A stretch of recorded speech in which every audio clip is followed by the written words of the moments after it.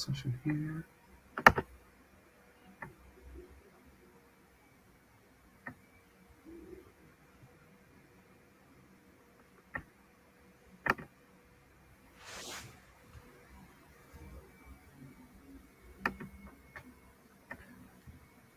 Right then, glad to be with everyone today at this conference. It's always a great pleasure to be a part of it, really.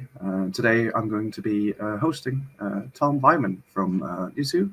He's going to be talking about the current game market, and he has a presentation that he's going to share with us. So Tom, the stage is yours. Enjoy. Thank you so much for the introduction. Hi, everyone. Welcome to the first session of the Hit Games Conference. First of all, big thank you to Eugene, Olga, and the entire organization for inviting me. I will kick us off today with a presentation about the games market in 2023. What segments are growing, where the growth is, a bit on why that is growing, and highlighting some of the trends that are shaping the market this year, but also in the years to come. For those of you who are not familiar with Newzoo, we are a fully dedicated research market intelligence firm focused on the gaming sector. We provide roughly three types of data. We have our games performance monitor that is following title level engagement and revenue for thousands of PC and console games, no mobile games there. We also do consumer research. We have our global gamer study that looks into behaviors and motivations to play across all dimensions of gaming. And then our game health tracker, which specifically looks into purchase funnel data over time for hundreds of games based on whether people intend to purchase, have purchased games that are released in upcoming games.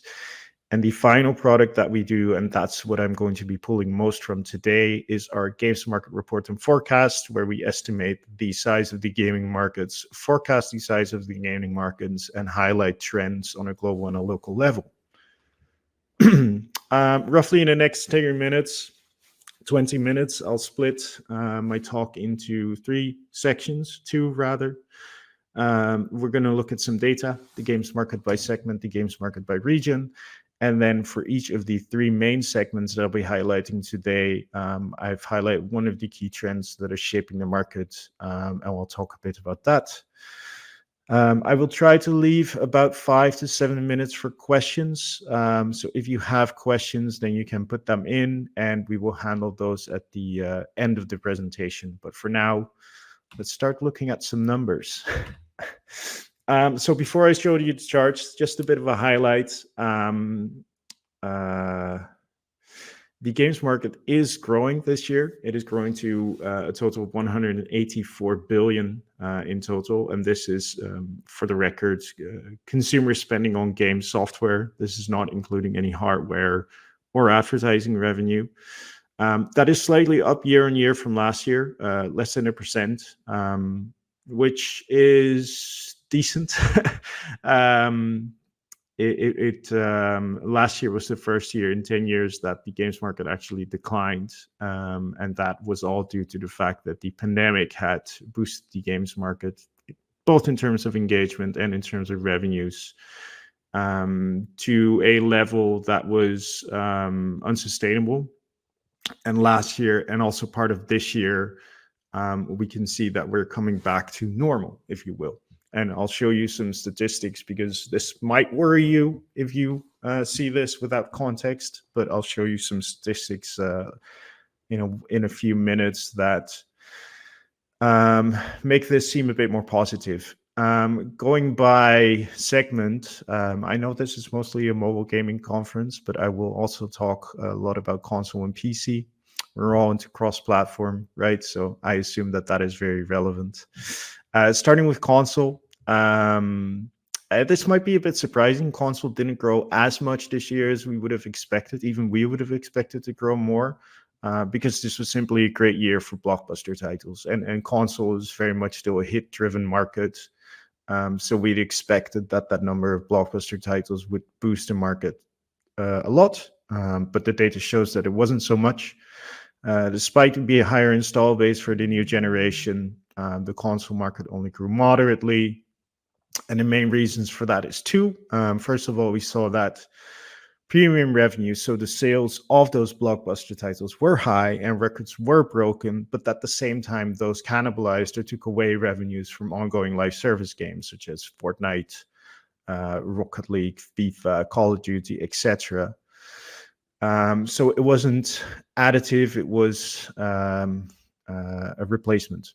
Foreign exchange rates is important to highlight here, particularly on console, because two of the, I don't want to get overly technical, but we report on the market in US dollar value, but two of the largest console gaming companies are headquartered in Japan, where they report in yen. And this is relevant because we convert their reported revenue into dollars, and because the yen is relatively weak, that means that the dollar value of what they are making is also quite weak. So that has it has less impact on what actual people were purchasing, but this is just a consequence of us reporting the market in US dollar value. The PC games market actually grew the most. Premium PC titles boosted revenue. Baldur's Gate, of course, won Game of the Year last week, did surprisingly great. Games that were released multi-platform, Hogwarts Legacy, one to name, Diablo 4, also sold pretty well on PC. And it's also in comparison to last year. Last year was kind of a bad year for PC gaming with very few releases. The market is sustained by the popularity of competitive titles, live streaming, and complementary devices, which I'll talk about a bit. The mobile games market, actually, sorry, it says here minor growth, but it is a minor decline. So this is an error. My apologies. That is because revenues in mobile and mature markets are actually down a little bit year on year. But players from emerging gaming regions do drive growth. How does that look in numbers? This is roughly the same story that I told just now, but just visualized. So 184 billion plus 0.6% growth year on year. Almost half of the market is mobile games, 90.4 billion, even though that is down 1.6% year on year. And this is actually the second year in a row that mobile gaming has declined. By our estimates anyway. That is still almost half of the market, with the remaining market being roughly 30% console games and the remaining 20% being PC games. Thing to note here on the right, I added stats for VR games and cloud games, which we also track. We don't put this into the big donut on the left because there's overlap here, right? VR is not exclusive. This is not additive to the 184. This is part of the 184 billion. But I do want to point out that these two emerging segments in the market are growing very healthily. VR games up 16% year on year. Cloud game revenues even up 55% year on year. Of course, this is coming from a much smaller base, but still relevant to point out here. How does that look by region? So a slightly different perspective on this. The Asia Pacific region, perhaps unsurprisingly for many who work in this market, is by far the largest region when it comes to spending. But it also is the largest region when it comes to online population and people that play games. So it isn't as surprising. But if you are a gaming company that's very focused on the West, then this may seem a little surprising.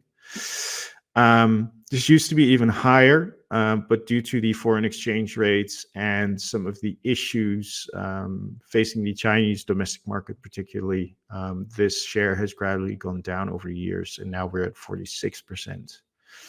North America is 27% of the market, a little over 50 billion.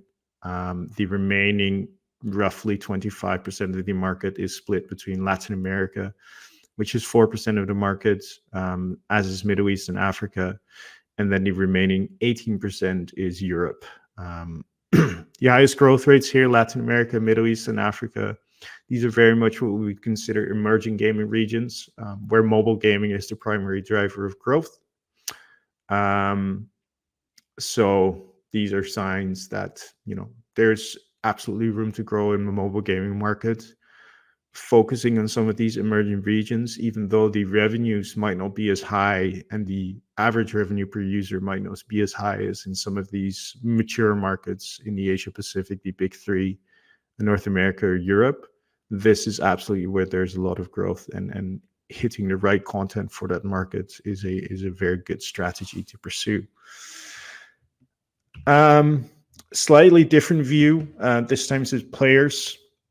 And I want to point this out, particularly after we looked at the revenue slides, because I think it's an interesting and telling story about gaming in all these different regions. In total, we estimate that there's just short of 3.4 billion people that play games. Now, we'll say we have a rather broad definition of a player. It's anyone that has played a game on any platform in the past 6 months.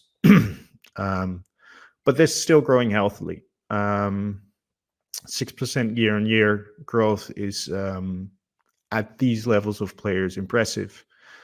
And a lot of what is driving this growth is access to it's very basic things, right? Really, it's access to internet, it's access to smartphones, and it is access to local payments, or rather the adoption of local payment methods. Just to name an example, right? Embracer carrier billing in Africa unlocks gaming, or paying for games rather, for a lot of people in that region. And that's just one example.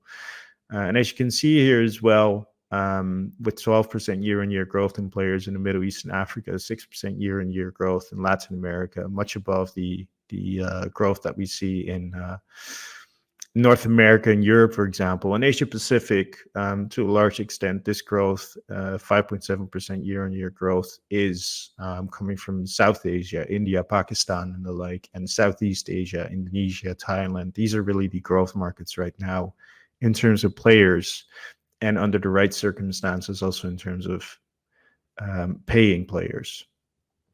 Now, a couple of things to point out here, just in terms of behavior, spending behavior, which I put on the right of the slide. So 53% of the global players are in Asia Pacific. It still houses some of the fastest growing markets in players worldwide, but also in revenue. And as you saw on the previous slide, they represent 46% of the global revenue made on gaming. 20%, only 20% of players live in North America and Europe combined. Yet together they generate 45% of global revenues. Again, this is probably not so shocking, but these are where the really high value players are. And then 27% of the global population lives in either Latin America or Middle East and Africa. However, together they just represent 8% of spending on games. However, these are the fastest growing regions in terms of players, in terms of payers, and in terms of spending. So one to look for in the future. Looking ahead a bit to the next years, it is actually console gaming that will be the primary revenue driver towards 2026, where we forecast the market to be just over 200 billion, 206 billion. The main reason for that growth is the Nintendo Switch follow-up that we expect to come next year, as well as the continued growing install base for PlayStation 5 and Xbox Series generation. And those two combined will just, without a doubt, boost console revenues up. We do also expect healthy growth for mobile, particularly after we've been through 2 corrective years now. So corrective years is in both in 2022 and in 2023, the market for mobile declined. But we expect that to pick up from next year. Next year might still be a bit slow, but then the years after, it is simply a fact that most people entering gaming do so through mobile gaming. It is by far the largest playing population, and there's a lot of potential to be unlocked there still, particularly in those emerging regions I spoke about. So that is a good avenue for growth. PC gaming will be sustained, won't grow as fast. This year was a bit of an anomaly where it was the fastest growing segment. but it will sustain itself and it will not be eaten up by either console gaming or mobile gaming. Last thing that I want to point out here is we added 2019 here where revenues were 144 billion. Just to highlight that case that, if we take out the fact that 2020, 2021, the pandemic years were anomalies, were outliers in terms of growth, in terms of revenue, we're still on a very healthy trajectory for growth, especially for a market this size. Now, briefly, before we move into Q&A, a few notes on trend shaping each segment. On the PC gaming market, as I said, growing due to premium PC titles. 26% of global players pay on PC, 892 million. A little more than half of them pay, and the average revenue per user on an annual basis is a little short of $80, which is quite healthy. We do still split download box and browser PC games, but browser PC games is a tough market, less players, lower conversion, and a very low ARPU. However, now it's gained some popularity as an extension for mobile games, so that's an interesting development that we're tracking. The trend that we want to call out here is complementary gaming devices that are becoming more prominent. The Nintendo Switch, the first one here, obviously not a PC gaming device, but it did spark this sort of trend of having a secondary or complementary device. This is particularly aimed at like core gaming audience on PC. And last year, 2022, 2023 combined, we really saw a boom in these type of like additional gaming devices that PC players have in addition to playing on a gaming PC, like the Valve Steam Deck, Asus ROG Ally, Logitech G Cloud, which is a slightly different one because it uses cloud gaming device. More coming as well or have launched. And this is really a way, again, that sustains the PC gaming market, because we do not expect that many players start playing PC games with these type of devices. But it is a way that players that are already playing on PC can play more, engage more, and have more opportunity to spend that way as well. The mobile market revenues will be down year on year. Players from emerging gaming regions provide a platform for growth. However, this is where the numbers really start to hit, I think, why mobile is such a big market. 84% of global players play on mobile, nearly 2.9 billion. Quite a lot of them convert into payers. And before you start worrying about your own conversion rates, this is, of course, across all titles, not for any one specific title. And the ARPU is quite high as well, although we do notice that this is almost a 20% drop from its peak in 2021. Now, the main story that I think throughout the next 2 days will be coming up quite a bit as well is how to adapt to the new privacy normal. Because, of course, the old way of targeting users, acquiring users via relying very much on user level data is made considerably harder by the measures taken by Apple and soon Google as well. So we've done a study, like what are some of the things that devs are already experimenting with. There's a lot more in the background here, but just as a highlight for today's presentation, some of the things you can do, you can either focus on marketing and analytics, so going a bit different in terms of marketing a game, such as using influencers, collaborating, getting a bit of recognizability there, sponsoring game streamers to promote a game, which is very popular on PC and console, very normal, but something that we're seeing more and more on mobile as well.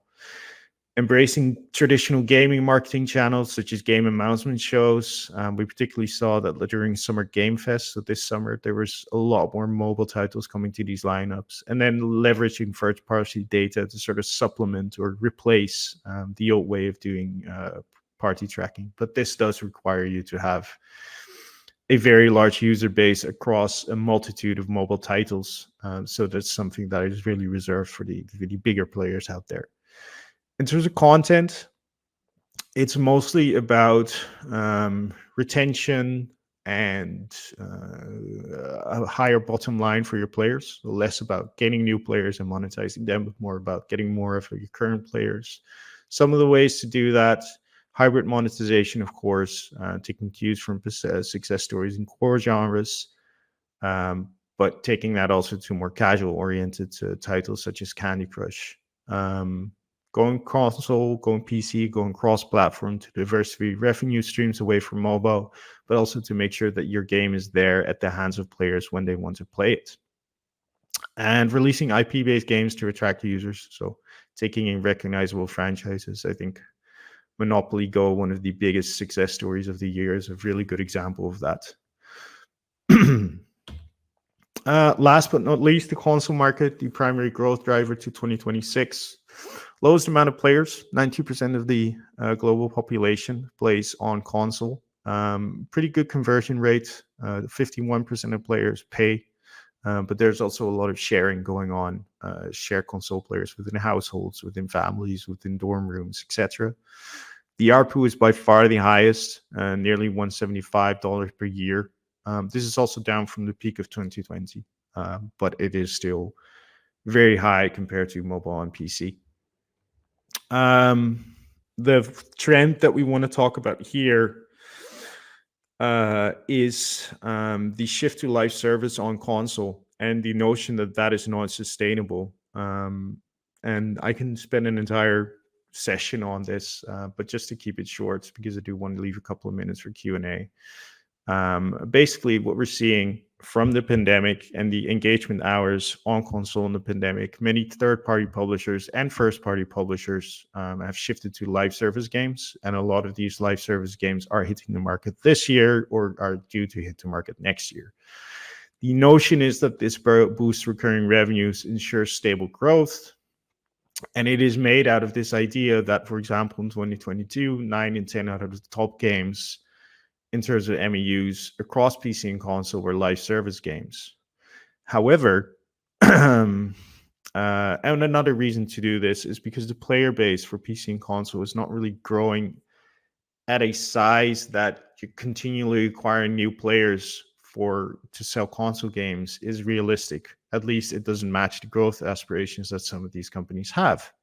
So those three factors really led to an interest in bringing live service games, particularly to console. However, the market risk oversaturation, particularly because a lot of these ideas were built on a notion that the engagement of 2020-21 is sustainable.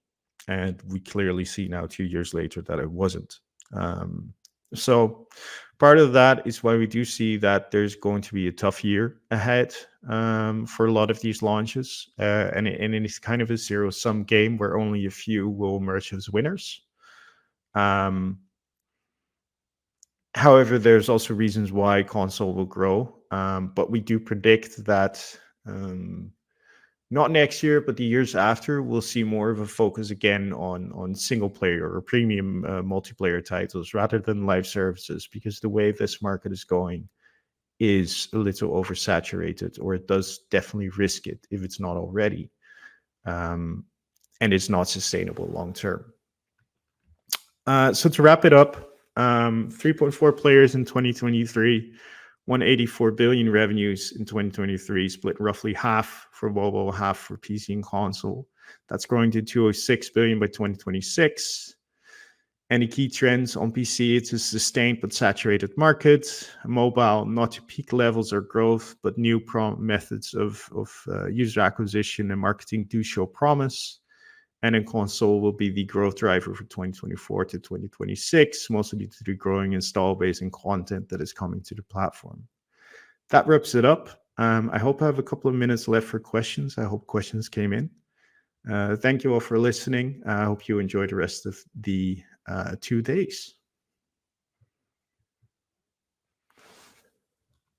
Oh. Right. Thanks a lot, Tom. Once you connect, then add me a link. Yeah. Sorry. Yeah, I'm sure there's some questions. I'll just check with my colleagues. But in the meantime, I've got a question. Obviously, 2023, you said that you had much more expectations for, especially like bigger titles. It was a blockbuster year for many PC and console titles. A lot of good games, like you mentioned, Baldur's Gate, Game of the Year, obviously great title. But there also have been some less than spectacular titles, let's say, yes. Such as one of the most controversial topics right now is Fantastic and The Day Before. And then you look at titles like Redfall, high expectations, didn't necessarily meet them. and these are made from quality gaming studios, but the quality of the product that they've been delivering has been lackluster, to say the least, despite having proven track records of success in the past. What do you think the reason for this general quality of AAA titles going down can be? Like, do you have any ideas about this? We talked about the good. Let's talk about the bad a little bit. Yeah. No, yeah, of course I have ideas about this. I think I don't want to make any sweeping statements about why things go wrong, because I think every development has its own story. And it would be wrong to say this is why all these games have failed. But in a general sense, like the market's more competitive than it's ever been, and part of the reason is because we're chasing collectively chasing these live services that are supposed to be forever games.